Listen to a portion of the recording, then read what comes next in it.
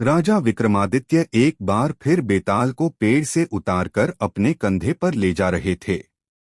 तभी बेताल हंसते हुए बोला, राजा विक्रम, मैं तुम्हें एक और कहानी सुनाता हूँ।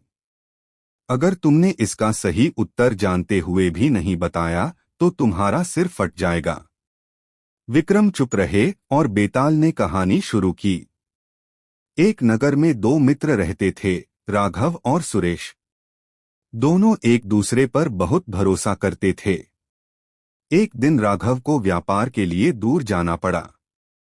उसने अपनी सारी जमा पूंजी, एक सोने की थैली, अपने मित्र सुरेश को यह कहकर सौंप दी, मित्र, इसे संभाल कर रखना, मैं लौटकर इसे ले जाऊंगा। सुरेश ने हामी भर दी।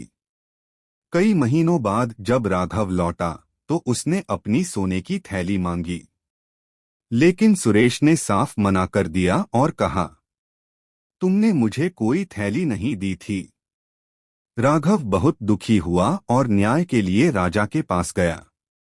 राजा ने दोनों की बातें सुनी, लेकिन कोई गवाह नहीं था। तब राजा ने एक चाल चली। उन्होंने सुरेश से कहा, ठीक है, अगर राघव झूठ बोल रहा है तो तुम उस पेड़ के पास जाकर शपथ लो जहां उसने तुम्हें थैली दी थी। सुरेश डर गया, लेकिन चालाकी से उसने अपने बेटे को थैली दे दी और कहा कि वह पेड़ के पीछे छिप जाए। जब सुरेश पेड़ के पास जाकर शपथ लेने लगा तो उसने कहा, अगर मैंने थैली ली है तो यह थैली अभी मेरे पास हो। तभी उसका बेटा पेड़ के पीछे से निकलकर थैली लेकर आया। राजा ने तुरंत कहा, देखो, सच सामने आ गया। तुमने खुद ही साबित कर दिया कि थैली तुम्हारे पास थी।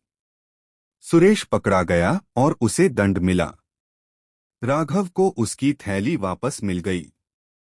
बेताल ने कहानी खत्म करके पूछा, हे राजा विक्रम, बताओ, राजा ने सुरेश को कैसे पकड़ा?